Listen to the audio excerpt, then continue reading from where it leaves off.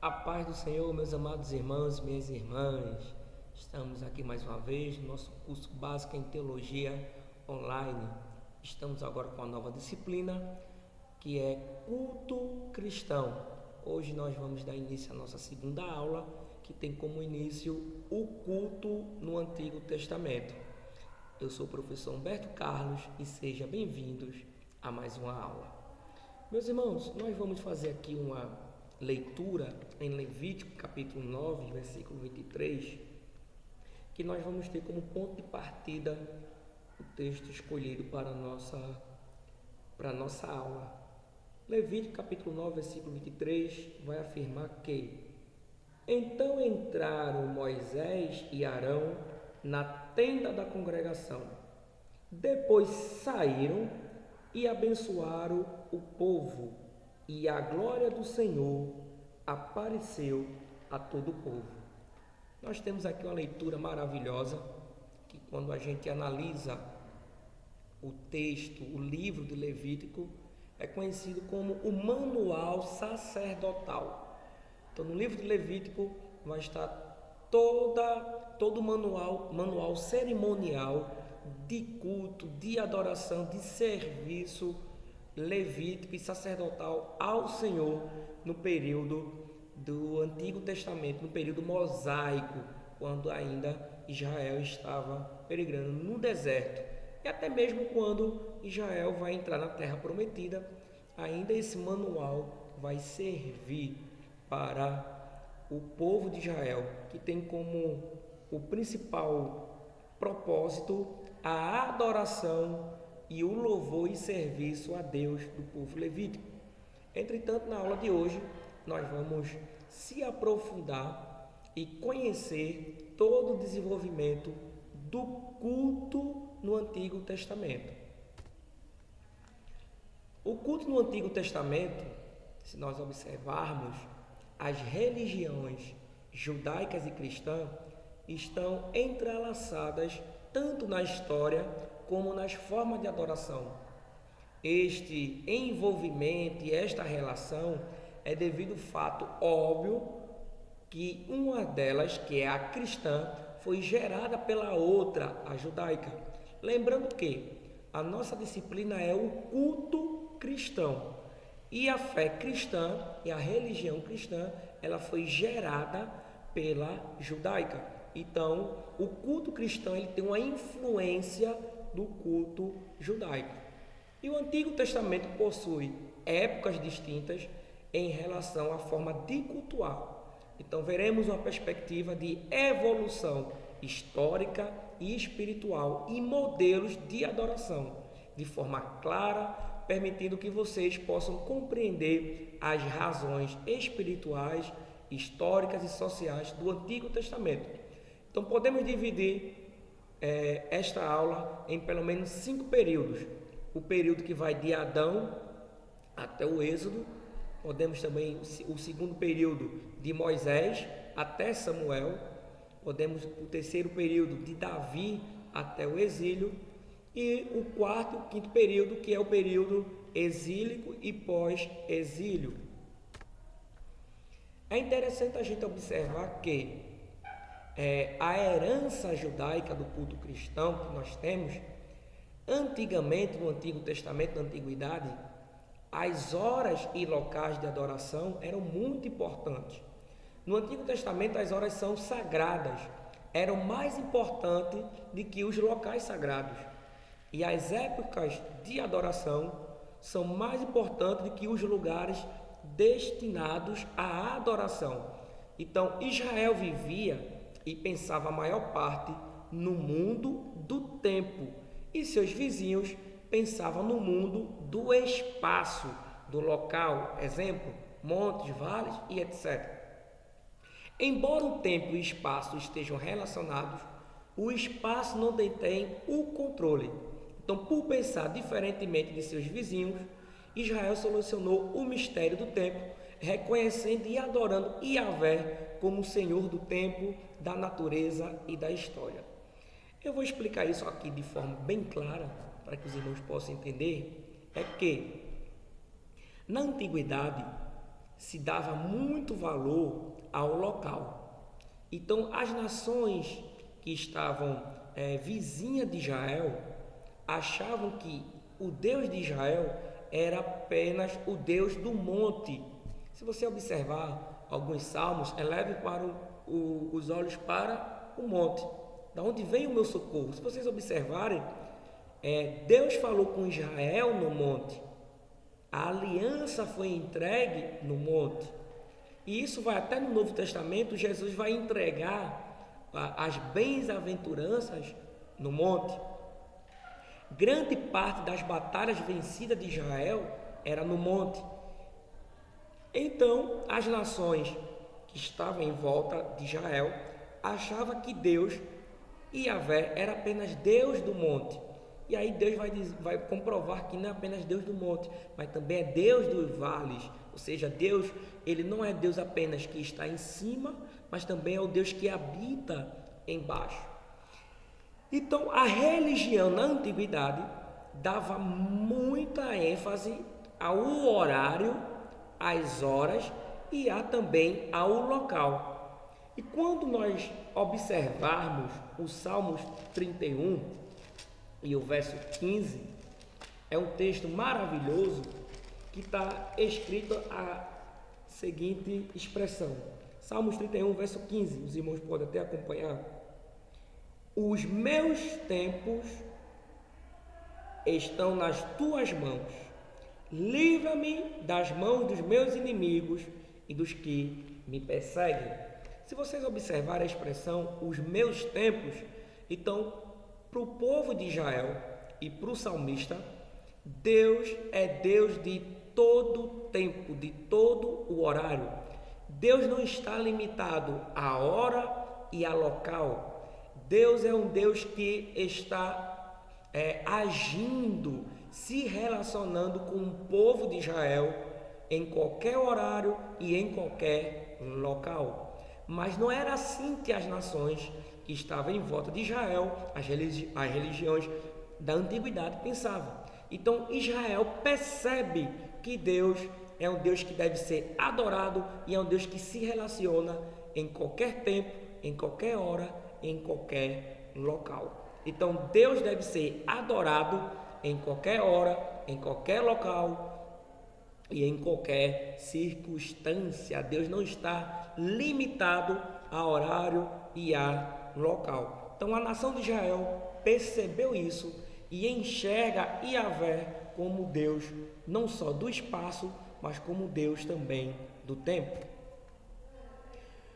Quando nós vamos agora observar, nós vamos perceber que o culto vai se desenvolver na era patriarcal. Nós podemos pegar do tempo de Adão até o Êxodo, onde a gente vai observar o período patriarcal. Então, o primeiro período que a gente tem de culto é na era de Adão e Eva.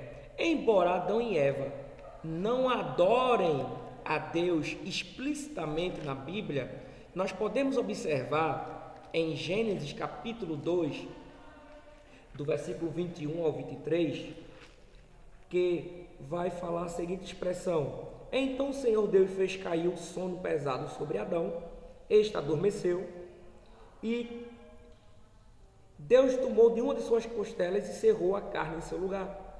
E da costela que o Senhor Deus tomou, o homem formou a mulher e trouxe Adão. E disse Adão: Esta é agora osso dos meus ossos e carne da minha carne. Esta será chamada varoa, porquanto do varão foi tomado.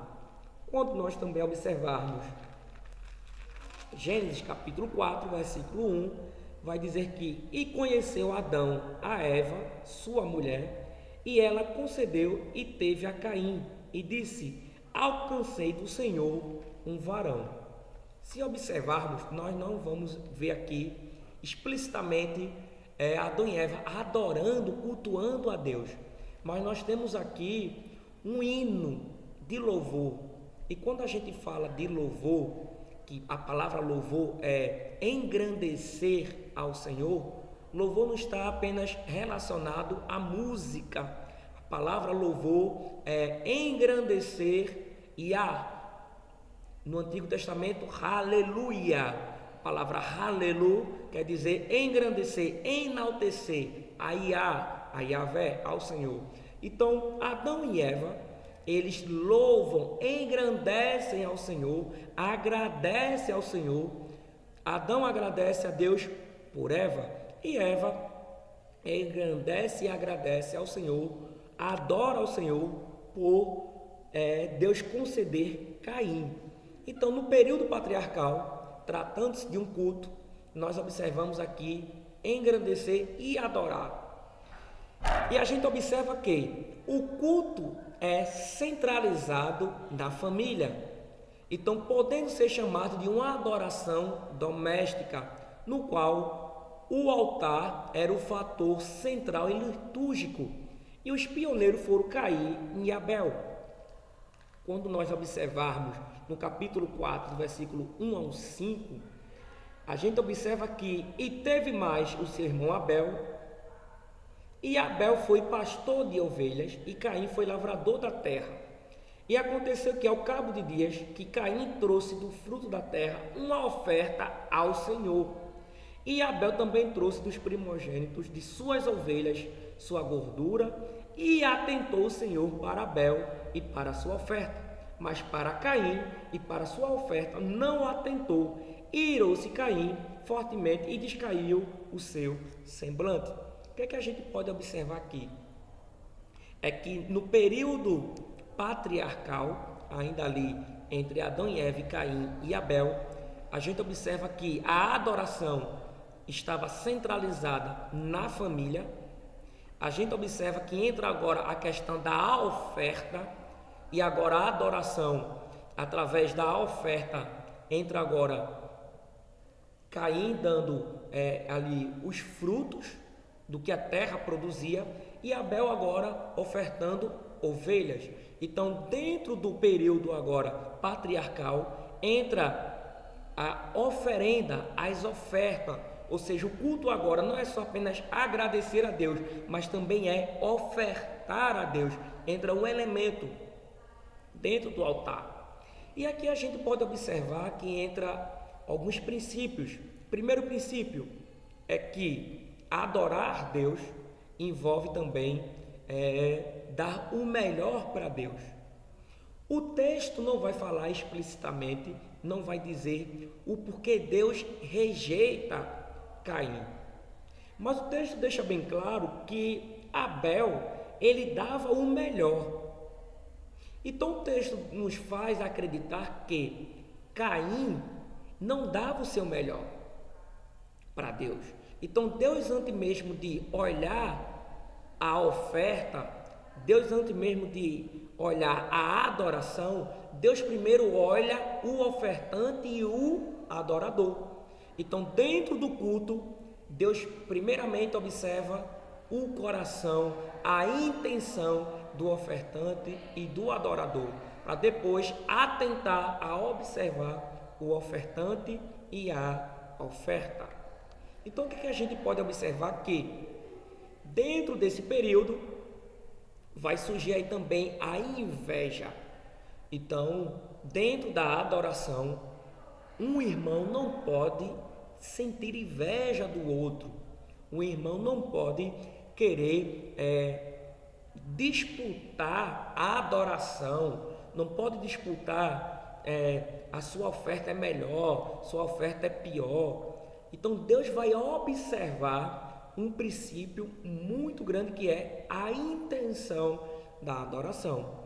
Então a gente observa também que após a morte de Abel, a descendência de Sete passou a invocar o nome do Senhor. No capítulo 4, versículo 25 e 26, vai dizer que e tomou Adão a conhecer sua mulher, e ela teve um filho e chamou seu nome Sete, porque ela disse: de Deus me trouxe outra semente em lugar de Abel, porquanto Caim o matou. E Sete mesmo também nasceu o seu filho e chamou seu nome de Enos. E esse começou a invocar o nome do Senhor. O que é que a gente observa? É que dentro do culto da adoração, ainda que patriarcal, entre Adão e Eva, entre Caim e Abel, além do elemento da oferta, entra o elemento agora de invocar o nome do Senhor. Então, a adoração agora ganha um novo elemento. Em Adão e Eva, engrandecer e agradecimento faz parte do culto, faz parte da adoração. Em Caim e Abel, a oferta, e a gente observa o outro elemento, que é o elemento do altar. Entre agora em Sete e Enos, invocar o nome do Senhor. E a palavra invocar é atrair, é chamar o nome do Senhor. Ou seja, dentro do culto, dentro da adoração, ganha um novo elemento: invocar o nome do Senhor. Então o culto, ele precisa engrandecer não apenas a Deus, mas invocar, engrandecer o nome de Deus. Então a gente observa esses elementos que vai surgindo no período de Adão. Quando nós chegamos no período dos patriarcas, que a gente pode observar Noé, Abraão, Isaac e Jacó, eles construíram altares. Você pode observar aí em Gênesis capítulo 8, versículo 20, 12, do 5 ao 7, 26 e 25, e do 35 ao versículo 1. Então a gente observa que dentro agora do período patriarcal, era uma adoração era simples, periódica, individual, doméstica ou familiar. Então a gente percebe que a adoração, o culto, ele vai criando corpo. E no período agora dos patriarcas, Noé, Abraão, Isaac e Jacó, a gente observa que a adoração, ela não era todo sábado, todo domingo. Tinha um período, e esse período passava dias. Era de uma forma simples, não tinha tanta jogo feito hoje tem, né? Jogo de luzes, gelo seco, data show. Era simples e Deus se fazia presente. Então não tinha tantos elementos de tecnologia, porque a gente pode observar que hoje muitas pessoas querem inovar os cultos e acabam desvirtuando a adoração. Então Deus se faz presente também na simplicidade. E a gente observa que era individual e até mesmo doméstica, porque a gente vai observar que Abraão, ele vai adorar, vai cultuar a Deus com Isaac no Monte Moriá. Então ele leva Isaac consigo, tá bom? Mas eu queria aqui fazer menção do patriarca Jó. É interessante a gente observar que Jó, embora na Bíblia o seu livro está bem depois do Pentateuco, Jó ele é patriarca. Jó está no período ali entre Abraão, Jó, Isaac, Noé. Jó é daquele período. E quando a gente vai ler o livro de Jó, a gente observa algo interessante. Jó vai colocar um novo elemento. Nos dias do patriarca Jó, ele vai entrar com sacrifícios de expiação pelos pecados. Quando nós lemos Jó capítulo 1, do versículo 1 em diante, a Bíblia vai dizer que havia um homem na terra de Uz, cujo nome era Jó, e este era um homem sincero, reto, temente a Deus e desviado do mal. E nasceram 7 filhos e 3 filhas, e era o seu gado 7.000 ovelhas e 3.000 camelos, 500 juntas de bois e 500 de jumentos. E era também muitíssima gente a seu serviço, de maneira que este homem era o maior do que todos no Oriente. E iam seus filhos e faziam banquetes, e em cada casa, cada um no seu dia. E enviava e convidava seus 3 irmãos e comer e beber com eles. Sucedia, pois, que, tendo decorrido o turno de dias de seus banquetes, enviava a Jó e santificava, e se levantava de madrugada e oferecia holocausto segundo o número de todos eles, porque Jó dizia: porventura pecaram meus filhos, blasfemaram de Deus no seu coração. Assim fazia Jó continuamente. O que é que a gente observa? Jó agora vai colocar novos elementos. Primeiro elemento, que a gente pode ter aqui um princípio: o homem pode ser rico o que for, mas isso não significa que ele não pode adorar Deus. Embora Jó fosse o homem mais rico do mundo, não impedia Jó de cultuar e de adorar. Qual é o elemento que a gente pode ver aqui que entra agora no período de Jó? Jó vai fazer agora expiação pelo pecado dos filhos. Entra no culto agora a questão do perdão do pecado. Jó agora vai interceder. Dentro do culto tem agora a intercessão. Outro elemento que entra no culto de Jó é que ele se levantava de madrugada. É o que a gente tem agora de vigílias. Outro elemento é que Jó vai fazer continuamente. Se a gente perceber, era de forma periódica, mas Jó agora vai fazer de forma contínua. Então a gente começa a observar que o culto, ele passa a ser agora também intercessório, ele passa a ter agora expiação pelo pecado, ele pode sim ter uma vigília e ele pode ter sim fazer de forma contínua. Então a gente observa que novos elementos vai sendo incluso no culto. No período mosaico, que é o segundo período de adoração, no período de Moisés, a gente já vai observar Deus se revelando para Moisés ali no Egito. Então, individualmente, a teofania ali da sarça, a gente observa que culto e adoração agora também tem a presença do Senhor. No período ali patriarcal, a gente não vê a presença de Deus diretamente com ele se relacionando. Mas no período mosaico, Deus agora vai se fazer presente no culto. Deus agora vai se relacionar. Então, lá em Abraão, a gente observa assim, Deus se relacionando com Abraão. Mas era muito periódico. Mas agora no período mosaico, Deus se faz questão de se fazer presente. Então Deus agora, ele é um novo elemento que está no culto agora, que é o Deus que se faz presente. Não é um Deus periódico, mas culto agora tem a presença de Deus. Então a gente pode observar isso que no Monte Sinai, se vocês observarem no capítulo 19, Deus fala com o povo de Israel. Deus tem algo interessante ali, que Deus pede que o povo se santifique, que o povo se prepare, que o povo tome banho, lave suas vestes. Ou seja, o culto agora tem um novo elemento da higiene pessoal e também da purificação, não só física, mas também uma purificação da alma. O culto agora já começa antes mesmo do momento da adoração.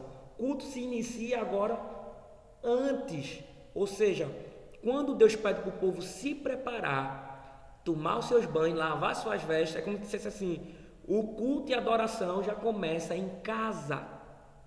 O culto já vai se iniciar, toda a sua preparação, quando você sai de casa para se encontrar com o Senhor. E isso vai ter uma influência muito grande no culto cristão. É o que a gente chama de herança judaica no culto cristão. Sendo que a gente observa que o culto agora tem um local. O culto agora, ele tem o Sinai, tem um Monte Sinai com um lugar de adoração, tem um lugar fixo. E o culto agora tem um novo elemento, não só fixo, mas o culto agora ele é coletivo. Culto agora não envolve só mais o individual e a família. O culto agora fala de toda a congregação, de todo o povo se reunindo, todas as tribos se reunindo no Sinai. E tem um novo elemento agora, depois do monte, que é o tabernáculo. E ali no tabernáculo, nós vemos os chefes de família indo adorar, fazendo expiação pela sua família. Nós temos agora um novo sistema de culto, que é o sacerdote. É ele que vai agora conduzir o culto. Antes, o culto individual era o chefe de família, o culto é individual, mas quando se torna coletivo, é o sacerdote que vai conduzir. É Moisés e é Arão, é o sumo sacerdote, é os levitas que vai fazer toda a condução agora nesse sistema novo de culto. Então a gente vai observando que o culto e a adoração vai se desenvolvendo no período da história de Israel.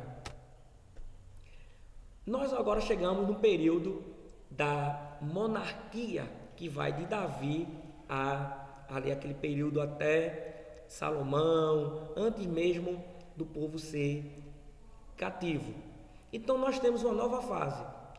O que é? Que é o período e a construção de um templo. Não tem mais monte, não tem mais agora tabernáculo. O que se tem agora é um templo. É interessante a gente observar que Deus chamou Davi para trazer paz em Israel, para ganhar muitas batalhas. E Davi prepara todo o arquiteto, todo o planejamento do templo, mas é seu filho Salomão que vai executar o templo. Na aula ao vivo que nós tivemos no sábado, a gente pode observar e ler alguns textos que existe um texto que Davi vai dizer que não pôde construir o templo porque a sua mão estava melada de sangue. E algumas pessoas interpretam mal esse texto. Acham que Davi não construiu o templo porque ele era matador, era sanguinário. Mas na verdade não é isso. Davi não construiu o templo porque o maior tempo de Davi estava preocupado com a guerra. Davi estava sempre guerreando, trazendo a paz e a segurança para o povo de Deus. Entretanto, Davi vai preparar turnos, vai separar levitas, sacerdotes, que vai ter 24 horas culto de adoração no templo. E isso vai ser instituído por Davi.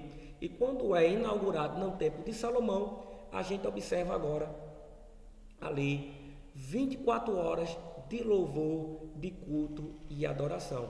Mas Davi não construiu o templo porque não era matador ou sanguinário, ou que era um guerreiro, mas porque o papel de Davi era de trazer paz e esperança e segurança para o povo de Israel. Então a gente observa que o culto agora no templo de Davi, no templo de Salomão, ganha um novo elemento. Qual é? É que o povo de Israel começa a trazer também as suas ofertas, o seu ouro e a sua prata, para que os sacerdotes, o sumo sacerdote, possa administrar a oferta. Então o culto ele vai tendo todo esse desenvolvimento. Entretanto, a gente chega aqui no período do cativeiro. O povo de Israel, o culto é algo tão assim sensível, que Deus dá tanta importância, que tem gente que brinca com o culto e não deveria, é que Deus vai observar que Israel está idolatrando, está adorando outros deuses. Israel agora está trocando o Deus vivo por ídolos. Então o povo agora começa a cultuar outros deuses, e isso vai ser tão severo que Deus vai punir a nação de Israel, porque trocou o culto, a adoração, vamos dizer assim, monoteísta, apenas para Deus, para Baal e outros deuses. E podemos observar que, por isso, o povo vai ser punido. O povo vai ser punido por causa de culto e adoração. Porque o povo começa a desobedecer a Deus, a fazer o que não agrada a Deus no culto, na adoração. E esse período é tão forte que o Salmos, se não estou equivocado, 137, vai dizer que eles penduraram suas harpas nos salgueiros e não queriam mais adorar a Deus. Então, é um período de desesperança, é um período bem caótico para a nação de Israel. Eles não mais adoram e nem cultuam a Deus no período do cativeiro. Então, o povo ali meio que se distancia da adoração. Mas existem ainda alguns remanescentes. E nesse período ainda vai surgir o profeta Ezequiel repreendendo, encorajando a nação a adorar e a cultuar de novo a Deus. Então a gente vai observar que nesse período do cativeiro, Deus é meio que interrompido a adoração. O povo para de adorar ao ponto de pendurar suas harpas. Então Ezequiel vai surgir aí como profeta, pedindo para que esse povo volte de novo a adorar e a cultuar a Deus. E quando esse povo volta para Jerusalém, e agora é o período pós ou após o exílio, nós temos a figura de Esdras e Neemias. Se vocês observarem o capítulo 8 de Neemias, eu não vou ler, os irmãos podem ler e observarem, vai dizer que Esdras vem para Jerusalém e começa a ler, o povo se reúne para adorar e para cultuar a Deus ao romper do sol. Então, quando o sol começa a surgir, o povo fica até o meio-dia, Esdras ali, lendo a palavra. E agora o culto entra um novo elemento, qual é? A palavra, a Torá. Então, o culto tem que ter ensinamento. Então, nesse período, Esdras passa uma grande parte lendo a palavra, interpretando a palavra, explicando a palavra, ao ponto que o povo ficou grande parte ali, até o meio-dia, ali, ouvindo a palavra e aprendendo. E quando o povo começa a compreender a palavra, que o ensinamento da palavra toca no povo, há um grande avivamento. O povo agora começa a adorar, começam a se ajoelhar e reconhecer que Deus de fato deve ser adorado. Então a gente observa que dentro do culto, no período do cativeiro e pós-cativeiro, um novo elemento surge, que é o ensinamento da palavra. Então hoje, infelizmente, muitos cultos não tem mais ensinamento da palavra. A palavra não tem mais, vamos dizer assim, primazia. Temos agora um período em que é muito mais louvores, testemunhos, é muito mais entretenimento, falando mais de filme, falando cultos que falam de futebol, cultos que falam de tantas coisas, e a palavra não é mais pregada. E quando é pregada, é apenas 10 minutos. E desses 10 minutos, apenas lê um versículo e distorce toda a palavra. Para haver avivamento, para que haja um verdadeiro culto, tem que ser que nem Esdras fez. Ler a palavra, interpretar a palavra, explicar a palavra, para o povo adorar e reconhecer que Deus é digno de todo louvor e adoração. Então, nesse período também começa a surgir as sinagogas. Então, agora, Deus não é apenas cultuado no templo, porque o templo tinha sido destruído. Então, as sinagogas são como se fossem congregações onde também há ensinamento e adoração da palavra. É interessante a gente observar também que existiam os lugares de adoração no Antigo Testamento que é bastante marcante: Siquém, Siló e Jerusalém. Pois bem, meus irmãos, a gente assim encerra esta aula aprendendo que o culto no Antigo Testamento ele tem seu desenvolvimento, ele vai ganhando elementos quando a gente Pega no período patriarcal, nós temos ali agradecimento, nós temos a oferta, depois nós temos expiação, nós temos a família cultuando, depois nós temos um lugar fixo, né? Ali que é o Monte Sinai, depois nós temos o tabernáculo, depois nós temos o templo, depois nós temos a sinagoga. Isso mostra que Deus, ele deve ser adorado em todo o tempo, em todas as eras. Amém? Então que Deus abençoe cada um e até a próxima aula.